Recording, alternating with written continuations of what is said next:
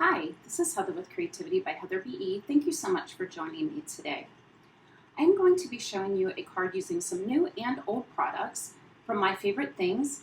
This is an 18th birthday card that I'm creating for a good friend of mine. It's his son, and he told me that his son loved red, so that's the primary color on this card. So for the card, I'm going to be using the new Balloon Bundle stamp set. This does come with a die, although I'm not going to be using the die for this card. I'm also going to be using the pumped up numbers and one of my favorite sentiment sets from my favorite things, which is the Birdie Brown Greetings Galore. Love the sentiment set. Okay, so a couple things. First of all, full disclosure, this is actually the second card I created. You'll notice when I was showing you the products, there was a craft cardstock there. I created it on craft cardstock and did not like it at all. So I'm redoing it on a piece of Neenah Solar White. And also I apologize for the shakiness a little bit of the camera. My setup is a little bit different at the moment, which I'm going to be changing. So anytime I move my desk, my camera was shaking. So I apologize for that. Okay, on to the card. So I am laying down the 18 pumped up numbers, and I'm inking this up first with the Hurley Create Bee Sting. This is a great red, true bright red ink, and I decided I wanted to give the numbers a little bit of an ombre effect. So I decided to go in with the new Hurley Create color, which is Game Over. This is a great, deep, dark, almost like brick red color. And after I stamped it, I'm just taking my cloth and kind of wiping the edges so they're not so harsh to kind of give it more of that natural ombre effect. So once I have that stamped out, I'm going to go ahead and add my mask, which I actually stamped and created for the previous card on the craft cardstock that I wasn't pleased with. So I just used a full Post-it note sheet instead of using masking paper. These numbers were very small. So it was simple to just go ahead and use a piece of Post-it note. So I'm going to add those over my numbers. And the reason I'm doing that is because I want to protect that ink from my background. And I'm going to be creating the background using that Balloon Bundle stamp set. So I decided to ink it up with the Distress Oxide Barn Door. This is another really pretty red color. And I'm just going to take this and randomly stamp it all over the background. So I'm essentially creating my own background or pattern piece of paper here. And one of the nice things about stamps like this, you traditionally wouldn't look at it and think, oh, that's a background stamp, because it's not. But if you're somebody who struggles with matching up colors of pattern paper, or you just don't have any, this is a great way to stretch your stamps. The stamp does have balloon strings hanging off of it, and it didn't matter to me when I was stamping this if you could see the strings through some of the balloons or if they overlapped, because when you look at a balloon, you can kind of see through it. So that didn't really matter to me. I thought about going in and making all the strings black, but I decided I didn't want the background to pop out that much. I wanted the main focal point to be my 18. So I'm removing my mask, and I'm just gently taking my scissors and just popping up that 8. And there you can see we've got this gorgeous 18 on that background. Now I'm going to decide that the balloons looked a little plain to me. So I dug through my stamps, and I found an old Brutus Monroe sentiment set that I love. I think it's called Super Sentimental. And it had these 3 little stars. So I decided to take the bee sting ink so it'll tie into my balloons, or my 18 balloons, and go ahead and stamp that. I didn't stamp it on every balloon, but I did stamp it on a lot of them. And they're 3 little stars, kind of in a triangle, so I would turn the stamp around. There are some that I would kind of tape my cloth and wipe one of the stars off, so some only had 2. So I went through and just kind of did some different designs with the exact same stamp. I did smear my ink a little bit up there in the top right-hand corner, which was no big deal because I knew I was going to cut this panel down.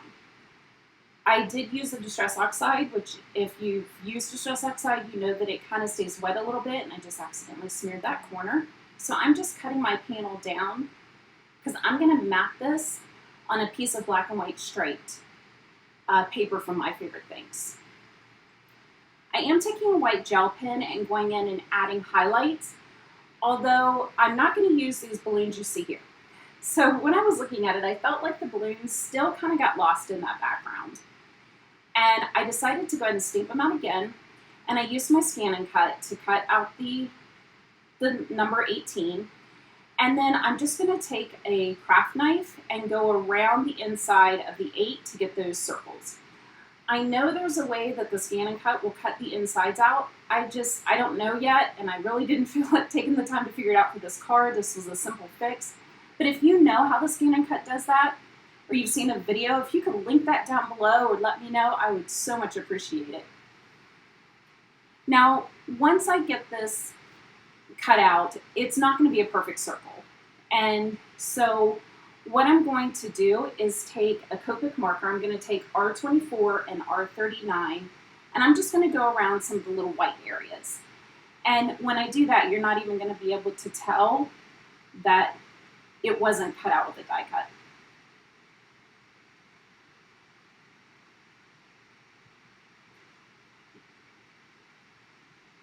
And I will tell you, the R39 matched almost perfectly with that Game Over ink. So if you have that Copic marker and you're using that ink and you need to fill something in, that is almost a perfect match. And there you can see. Now, one of the things that I did, had I thought about raising them in hindsight, I wouldn't have done this, but I already drew the black strings on there. So that's going to kind of change a little bit on how I have to put the strings for my lifted up dimensional balloons. So I am going to use some really small foam squares, and I'm going to use this black twine that I had in my stash. Now, had I not already put the black strings on with a pen, I would have just let those kind of hang free off of the balloon, and you'll see where I place my sentiment. It's going to go over the top of some of them. So that would have kind of held them in place, but they would have been able to kind of move a little bit.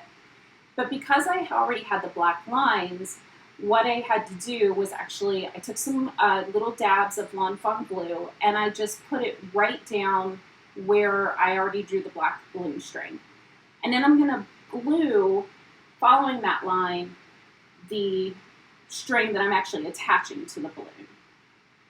So if I did this card again, I would definitely pop up the numbers, and I would also not draw the balloon strings on. I would just kind of let them hang free. I think it looks a little more organic. And one of the things about this card is this would be a great card that you can mass produce. This would be a great way to do invitations. You could do the number for the birthday, so like the 18, and then where I'm going to put the sentiment that says happy birthday, you could put you're invited, and then on the inside have all of the information. You can change up the colors. These would be great for graduation. You could do something similar for graduation.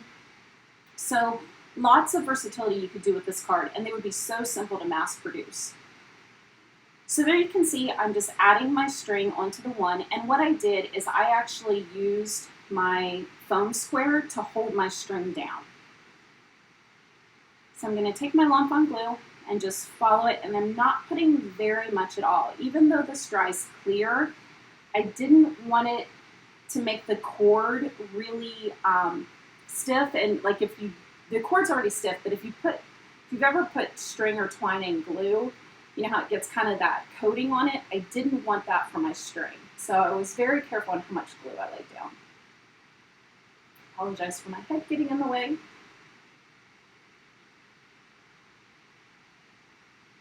So I'm just following the line I had already drawn on the card. And I'm going to do the same thing for the 8. For my mat for this paper, I am going to be using My Favorite Things. It's called Black and White Stripes. It's a 6x6 paper pad.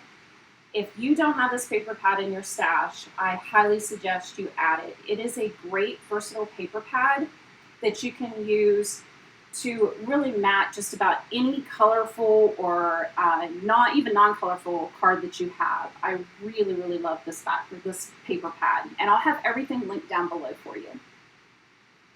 So I am going ahead and scoring my pre-cut Neenah cardstock, and this is going to be a side opening A2 card. And I do take I buy the reams of Neenah, 110, And then I take it to Kinko's, which is a trick Jennifer McGuire has posted, and it's been a lifesaver. It's so inexpensive, and then I can just grab them out of my drawer. I already have them pre-cut, top and side folding, and I just score it and I'm ready to go. So there you can see that black and white striped paper, and there are different patterns in the black and white stripes in that pad. I really encourage you to check that out. I wanted to give my panel some dimensions, so I'm adding some 3M foam tape.